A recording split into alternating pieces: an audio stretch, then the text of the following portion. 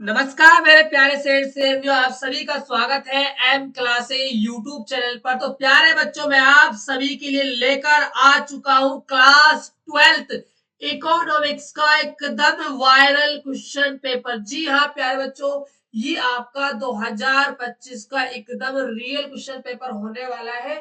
यदि आप इस पूरे पेपर को अच्छे से तैयार कर लेते हो तो आप बोर्ड एग्जाम के अंदर 80 में से 80 नंबर भाई फोड़कर आ जाओगे। तो प्यारे बच्चों, वीडियो स्टार्ट करने से पहले आप सभी से छोटा सा रिक्वेस्ट है, यदि चैनल पहली बार आए हो तो प्यारे बच्चों चैनल को भाई सब्सक्राइब कर कर रख लीजिए, क्योंकि एग्जाम से पहले हम आप सभी को वायरल क्वेश्चन प्रोवाइड करवाते हैं। साथ के साथ डिस्क्रिप्शन बॉक्स के अंदर व्हाट्सएप ग्रुप का लिंक दिया हुआ है, जाकर ग्रुप को ज्वाइन कर लीजिएगा। वहां पर आपको सभी क्लासों को जो अपडेट है वो मिल जाएगा।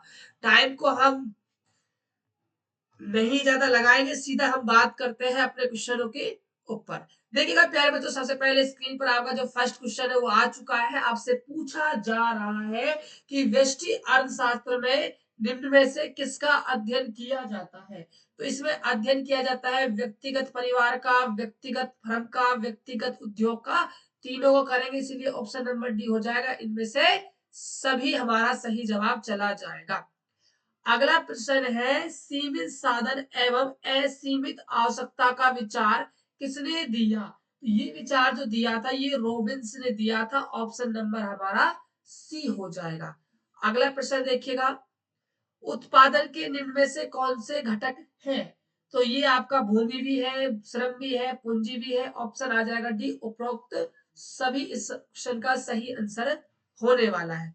चलिए बात करते हैं नेक्स्ट क्वेश्चन की। क्वेश्चन नंबर देखिएगा 4। सबसे मोस्ट इंपोर्टेंट क्वेश्चन है प्यारे बच्चों। ये पूछ रहा है कि सबसे पहले माइक्रो शब्द का प्रयोग करने वाला है।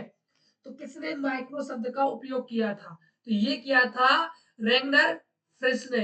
ऑप्शन नंबर हमारा क्या हो जाएगा, डी बिल्कुल सही जवाब चला जाएगा।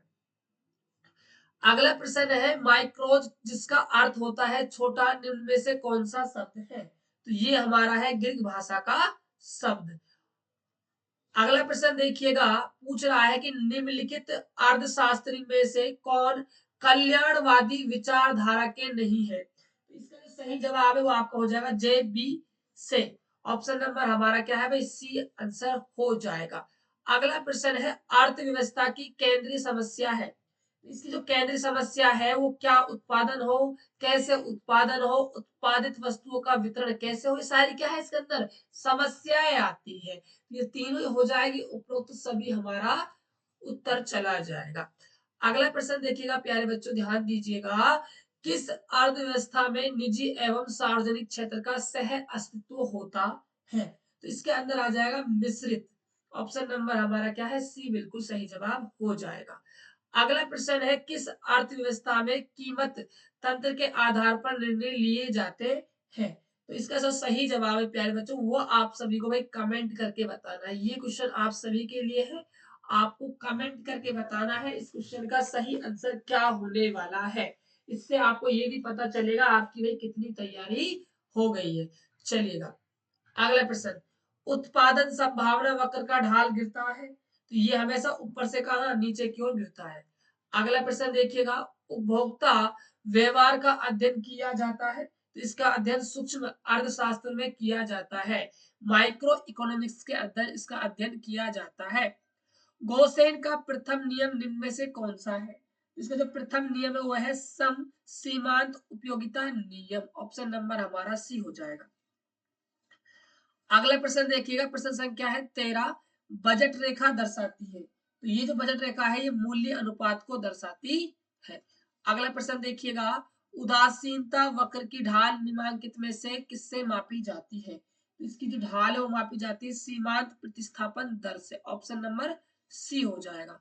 अगला प्रश्न है, वस्तु की हर अगली इकाई के प्रयोग से सीमांत उपयोगिता बताइए घटती है, बढ़ती है, स्थिर रहती है। तो ये आपकी भाई घटती है। ऑप्शन ए हो जाएगा। अगला प्रश्न देखिएगा, अगला प्रश्न है प्रश्न संख्या है 16, सीमांत उपयोगिता हम कैसे निकालते हैं। तो ये हम निकालते हैं भाई, ऑप्शन नंबर जो हमारा ए है वो हमारा बिल्कुल सही जवाब हमारा चला जाएगा। बात करते हैं अगले प्रश्न की, ध्यान दीजिएगा। अगला प्रश्न आपकी स्क्रीन के सामने है। आपसे क्या पूछा जा रहा है कि उपयोगिता की माप की जा सकती है। तो इसका हो जाएगा मुद्रा के अनुसार। ऑप्शन नंबर हमारा क्या है, ए बिल्कुल सही जवाब हो जाएगा। उपयोगिता का क्रमवाचक सिद्धांत किसने दिया था, तो ये सिद्धांत दिया था हिक्स और एलन ने। ऑप्शन नंबर सी हो जाएगा। अगला प्रश्न देखिएगा, अर्थशास्त्र में उपयोगिता का आशय क्या है, तो इसका आशय है किसी वस्तु में आवश्यकता पूरी करने की शक्ति। ऑप्शन ए हो जाएगा। अगला प्रश्न देखते हैं, अगला प्रश्न है कुल उपयोगिता तब जब स्थिर होती है जब सीमांत उपयोगिता होती है, तो इसका सही जवाब हो जाएगा ऋणात्मक। ऑप्शन नंबर हमारा सी चला जाएगा। अगला प्रश्न है मांग वक्र का सामान्यतः ढाल होता है, तो इसका जो ढाल होता है वो आपका होता है भाई बाएं से दाएं नीचे की ओर होता है। अगला प्रश्न देखिएगा, प्रश्न संख्या है 22, मांग में कमी के निम्नलिखित में से कौन से कारण है, इसका जो सही जवाब है वो आपका हो जाएगा ऑप्शन नंबर डी, उपरोक्त सभी हो जाएगा। अगला प्रश्न देखिएगा, ऐसी वस्तुएं जिनका एक दूसरे के बदले प्रयोग किया जाता है कहलाता है, तो ये आपका कहलाता है स्थापन वस्तुएं। ऑप्शन नंबर हमारा क्या है, बी हो जाएगा। अगला प्रश्न है कॉफी के मूल्य में वृद्धि होने से चाय की जो मांग है उस पर क्या प्रभाव पड़ने वाला है। देखिए कॉफी के मूल्य में वृद्धि होगी तो सीधी सी बात है चाय की जो मांग है वो भी क्या है, बढ़ जाएगी, डिमांड क्या है, इंक्रीज हो जाएगी। अगला क्वेश्चन देखिएगा, क्वेश्चन नंबर है हमारा 25, पूछ रहा है कि in the following the example of substitutable goods is, यानी कि आपको स्थापन वस्तुओं का एक उदाहरण देना है। इसका सही जवाब हो जाएगा चाय तथा कॉफी। अगला प्रश्न देखते हैं, विलासिता की वस्तुओं की मांग है, तो इन वस्तुओं की जो मांग है वो क्या है भाई, अत्यधिक लोचदार होती है। ऑप्शन नंबर सी हो जाएगा। अगला प्रश्न है, इकाई से कम मांग की लोच को निम्नलिखित में से कौन व्यक्त करता है, तो उसको व्यक्त करता है आवश्यक वस्तु। ऑप्शन नंबर हमारा ए चला जाएगा। अगला प्रश्न देखते हैं, प्रश्न संख्या है 28, पूछ रहा है कि मांग की लोच मापने के लिए प्रतिशत या आनुपातिक रीति का प्रतिपादन किसने किया था, तो ये आपका भाई किया था फ्लेक्स ने। ऑप्शन नंबर आपका हो जाएगा बी।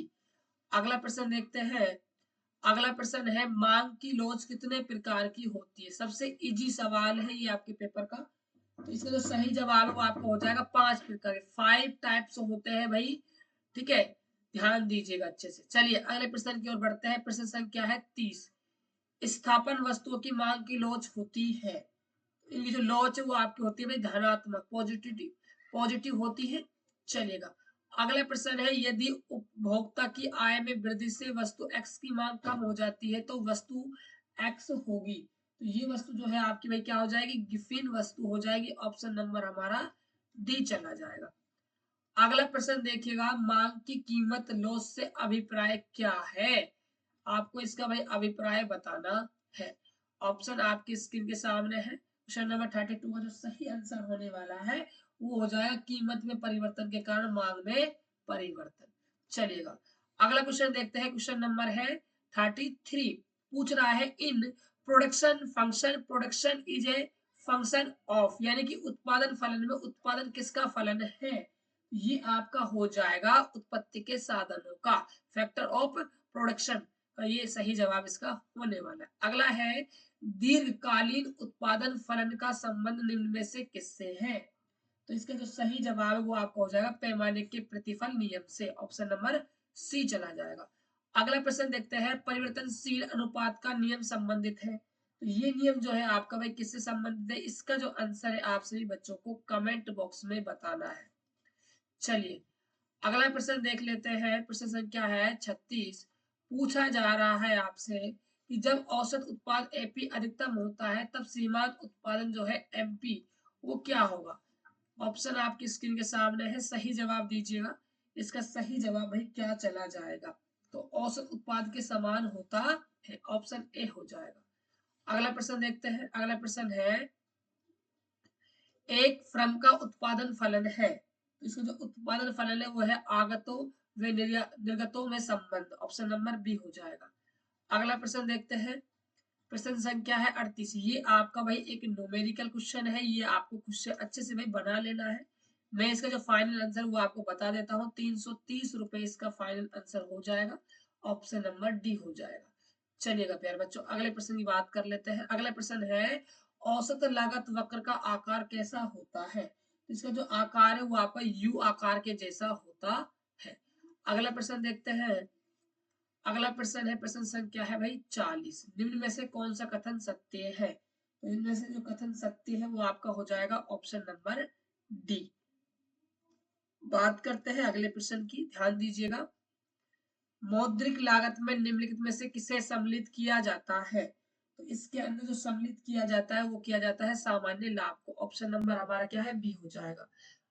अगला प्रश्न है, निम्नलिखित में से कौन स्थिर लागत नहीं है? तो ये जो हमारे कच्चे माल की लागत होती है ये स्थिर लागत नहीं होती है। अगला क्वेश्चन है, एम आर प्रदर्शित करता है। ये क्या प्रदर्शित करता है भाई? ये आपका डेल टी आर अपॉन में डेल क्यू को क्या है, प्रेजेंट करता है। ऑप्शन नंबर ए हो जाएगा। अगला प्रश्न देखते हैं 44 क्या है? किसी बाजार में ए आर बराबर है एम आर होता है। किस बाजार में होता है? एकाधिकार में होता है, एकाधिकार प्रतियोगिता में भी होता है, इसलिए दोनों होंगे, ऑप्शन सी चला जाएगा। अगला प्रश्न देखिएगा, निम्नलिखित में से कौन सा कथन सही है? सही कथन का आपको भी जवाब देना है। तो यहाँ पर ये ऑप्शन सी यानी कि ए और बी दोनों ही आपके हो जाएंगे। चलिए, अगला प्रश्न है, एकाधिकार प्रतियोगिता में क्या स्थिर रहता है? तो इस प्रतियोगिता में जो आपका ए आर है वो क्या है भाई, स्थिर रहता है। अगले प्रश्न की ओर बढ़ते हैं। अगला प्रश्न है, फ्रंक के संतुलन में होता है। तो इसके संतुलन में जो एम आर है हमारा वो एम सी के भी बराबर होता है। ऑप्शन ए हो जाएगा। चलिए, अगले प्रश्न की बात कर लेते हैं। प्रश्न संख्या है 48। पूछ रहा है कि उत्पादक संतुलन की निम्नलिखित में से कौन सी रीतियां है? रीतियां आपको वही बतानी है। तो ये ऑप्शन ए भी है, इसमें ऑप्शन बी भी है, इसलिए ऑप्शन सी हो जाएगा। ए और बी दोनों आपका सही आंसर हो जाएगा। अगला क्वेश्चन है आपके सामने, एक फर्म हानि की स्थिति में उत्पादन तब करती है जब, कब करती है भाई? जब मूल्य औसत लागत से क्या हो जाए, अधिक हो जाए। चलिए, बात करते हैं अगले प्रश्न की, जो आपका लास्ट एंड फाइनल क्वेश्चन है। पूछा जा रहा है कि वस्तु की पूर्ति के निर्धारक घटक है। तो घटक आपको भाई बताने हैं। तो वस्तु की कीमत भी है, संबंधित वस्तु की कीमत भी है, उत्पादक साधनों की कीमत भी है। उपरोक्त सभी डी ऑप्शन इस क्वेश्चन का बिल्कुल सही जवाब हो जाएगा। तो प्यारे बच्चों, ये थे आपके पेपर के most viral 50 objective question. I hope कि आपने भाई अच्छे से इन सभी क्वेश्चनों को तैयार कर लिया होगा। प्यारे बच्चों, डिस्क्रिप्शन बॉक्स में व्हाट्सएप ग्रुप का लिंक दिया हुआ है, ग्रुप को आप जाकर फटाफट ज्वाइन कर लीजिएगा। साथ के साथ चैनल को भी सब्सक्राइब भी कर दीजिए। मिलते हैं प्यारे बच्चों और एक बेहतर वीडियो में, तब तक के लिए जय हिंद, वंदे मातरम, जय भारत।